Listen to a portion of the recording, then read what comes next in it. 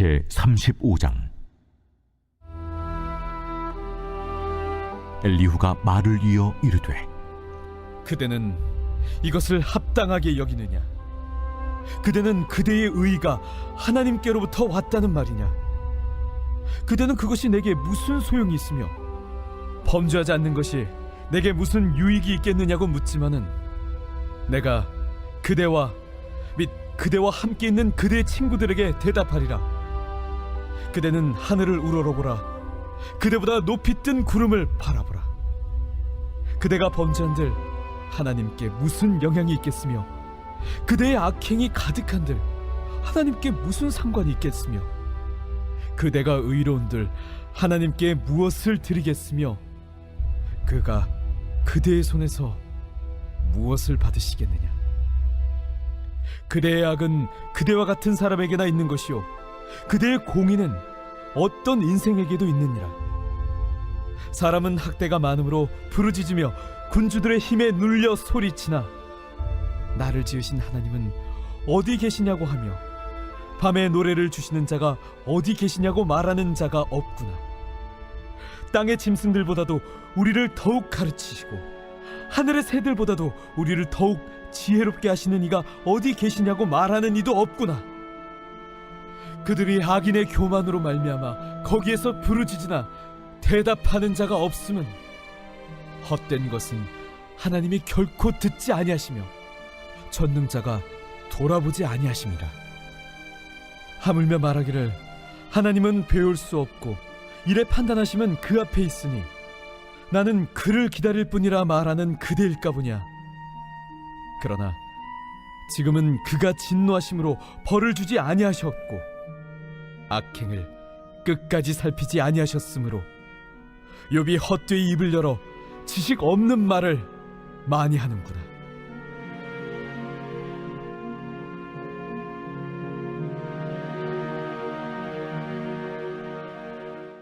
네, 아멘, 할렐루야. 네, 오늘도 하나님의 은총이 우리 성도님들의 삶에 가득 넘치기를 간절히 축복합니다. 아멘. 네, 우리가 계속해서 엘리후의 변론을 보고 있습니다. 오늘 35장은 이제 엘리후가 이제 말을 이어서 이르되라고 하면서 계속 이제 시작이 되죠. 세 번째 변론이 시작되는 것을 우리에게 보여줍니다. 엘리후는 두 번째 변론에서 하나님의 절대 주권 그리고 절대 공의에 대해서 강조를 했습니다. 오늘 말씀인 이 세 번째 변론인데요, 여기에서는 두 가지를 주제를 다루고 있습니다. 첫 번째는 인간의 선악간의 행실이 하나님에게 어떤 영향을 미치는가 하는 그 문제와, 또 한 가지는 하나님께 기도해도 왜 응답을 주시지 않는가 하는 부분에 대해서 엘리후가 이야기를 한 것입니다. 자, 먼저 엘리후는 1절부터 8절까지 해서 인간의 선악간의 행실이 하나님께 어떤 영향을 미치는가 하는 문제에 대해서 말을 합니다. 1절과 2절을 다시 한번 보면, 엘리후가 말을 이어 이르되 그대는 이것을 합당하게 여기느냐? 그대는 그대의 의가 하나님께로부터 왔다는 말이냐라고 시작을 하지요. 엘리후는 욥의 발언에 문제를 삼고 있는 것입니다. 앞서서 욥은 9장 22절에서 이렇게 말했습니다. 하나님이 온전한 자나 악한 자나 멸망시키신다라고 하나님께 정의의 의문을 던진 적이 있었지요. 물론 이것은 욥이 그 인과응보의 원칙이 적용되지 않는 현실을 개탄하면서 하나님의 정의의 의를 제기한 것을 이 엘리후가 지금 과장해서 말한 것이라고 할 수 있는 부분입니다.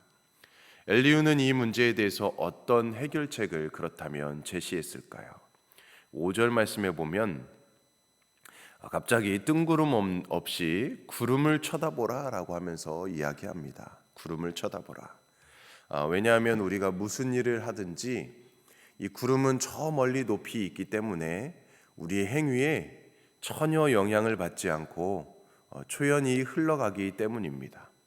그러니까 엘리후는 인간이 하는 선악간의 이 행위가 마치 저 하늘의 위에 구름처럼 인간을 초월해 계시는 하나님께는 아무런 영향도 주지 않는다라는 것을 강조하고 있는 것입니다.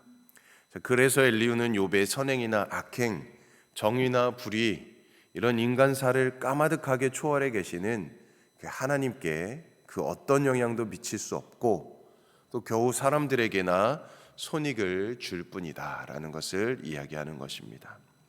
인간보다 훨씬 더 위대한 초월적인 그 하나님 앞에서 인간이 아무리 선하게 의롭게 살아도 또 반대로 아무리 무거운 죄악을 저지른다고 할지라도 아무 영향을 하나님께 미칠 수 없다라는 절대적인 초월성을 강조하고 있는 것입니다. 그래서 이렇게 이야기하죠. 8절 말씀에 보면 그대의 악은 그대와 같은 사람에게나 있는 것이요 그대의 공의는 어떤 인생에게도 있느니라. 엘리후는 직설적으로 인간이 선악간의 이 행동이 인간에게만 영향을 미칠 뿐 인간의 의가 하나님 앞에는 무용지물이다라는 것을 이야기하고 있는 것이죠. 이처럼 엘리후는 하나님의 초월성을 강조하면서 자기 의에 빠진 욥을 비판하고자 이야기를 합니다. 그러나 그는 하나님의 내재성을 간과한 것이었죠. 하나님은 세상을 초월하신 분이시면서 동시에 내재적인 분이시지요. 하나님은 인간과 세계를 뛰어넘어서 초연히 계시기도 하지만 아버지와 자녀처럼 인간과 인격적이고 윤리적인 사귐을 이루어 가시는 분이시라는 것을 잊은 것이었습니다. 그래서 하나님은 인간의 행위에 따라서 좌우되시는 분은 아니지만 인간의 행위를 낱낱이 살피시는 분임을 그가 깨닫지 못했던 것이죠. 하나님의 주권과 자유가 인간의 행위에 의해서 제한을 받지는 않지만 그럼에도 불구하고 인간의 행위를 엄중히 살피신다라는 것을 간과한 것이었습니다. 만일 엘리후처럼 욥의 지나친 자기의 주장을 꾸짖기 위해서 이렇게 하나님의 초월성만을 강조하게 된다면 인간은 도덕적인 이 방종주의에 빠질 수도 있습니다. 혹은 허무주의에 빠지고 말 수도 있는 것이지요. 계속해서 9절과 16절은 하나님께서 왜 기도해도 응답을 해주시지 않는가 하는 문제를 다루고 있는 부분입니다. 먼저 9절과 13절은 고통 중에도 부르짖을지라도 하나님을 찾지 않기에 응답을 얻지 못한다라고 말을 하는 것입니다. 9절과 10절 말씀입니다. 사람은 학대가 많음으로 부르짖으며 군주들의 힘에 눌려 소리치나 나를 지으신 하나님은 어디 계시냐고 하며 밤에 노래를 주시는 자가 어디 계시냐고 말하는 자가 없구나. 이 땅에는 불의가 있지요. 또 연약한 자는 학대를 많이 받아 부르짖습니다. 군주들의 힘에 눌려서 소리를 칩니다. 그러나 그들은 자신을 지으신 창조주 하나님을 찾지 않는다라고 말합니다. 엘리후는 계속해서 그들이 밤에 노래를 주신 하나님을 찾지 않는다고 말합니다. 노래라는 것은 이 하나님께서 의로운 자들에게 주시는 용기이지 않습니까? 하나님은 사람들의 근심이 사무치는 그 밤중에 노래를 주심으로 이길 수 있는 힘을 주십니다. 사람은 고통 속에서 하나님의 섭리를 믿고 도리어 노래를 부름으로써 하나님께서 주시는 기쁨을 누릴 수 있어야 합니다. 또한 자연 만물을 통해서 지혜를 깨달아서 고통을 이겨낼 수 있어야 하지요. 엘리후의 이 말은 재앙으로 고통하면서도 하나님의 도우심을 구하지 않는 욥을 빗대어서 하고 있는 말입니다. 욥은 하나님의 도움을 구하기보다 자신에게 닥친 그 재앙의 이유를 알고 싶어 했습니다. 이 점에서 엘리후의 눈에는 하나님을 찾지 않는 것처럼 보였던 것입니다. 욥은 하나님을 만나면 자신의 억울함을 해소할 것을 기대했지만 어디서도 하나님을 만날 수 없는 그 탄식만을 늘어놓았다라는 것이죠. 그러면서 엘리후는 욥이 만에 하나 울부짖으며 기도해도 응답되지 않는 이유도 설명하고 있습니다. 그게 오늘 12절과 13절 말씀입니다. 그들이 악인의 교만으로 말미암아 거기에서 부르짖으나 응답하는 자가 없음은 헛된 것은 하나님이 결코 듣지 아니하시며 전능자가 돌아보지 아니하심이라. 자, 기도를 안 하는 것도 문제이지만 기도를 해도 응답되지 않는 기도가 있다라는 것이죠. 바로 교만하고 악한 사람들이 울부짖는 기도는 응답받지 못한다라는 것입니다. 이 역시도 욥을 겨냥해서 했던 말이었습니다. 욥이 위급한 일을 만나서 지혜가 없어 하나님께 울부짖지 않는 것도 문제이지만 설령 도와달라며 기도한다 할지라도 악인이므로 죄인이므로 아무 응답이 없을 것이라는 말을 하고 있는 것이지요.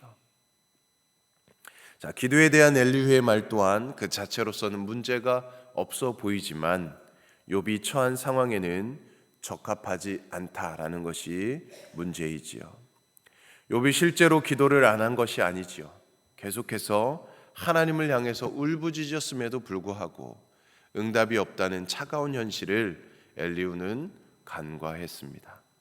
자, 또한 만일 욥이 기도했더라도 하나님께서 묵묵부답으로 일관하셨다면 이거야말로 욥이 악인이라는 사실을 반증한다는 엘리후의 말도 옳지 않았습니다.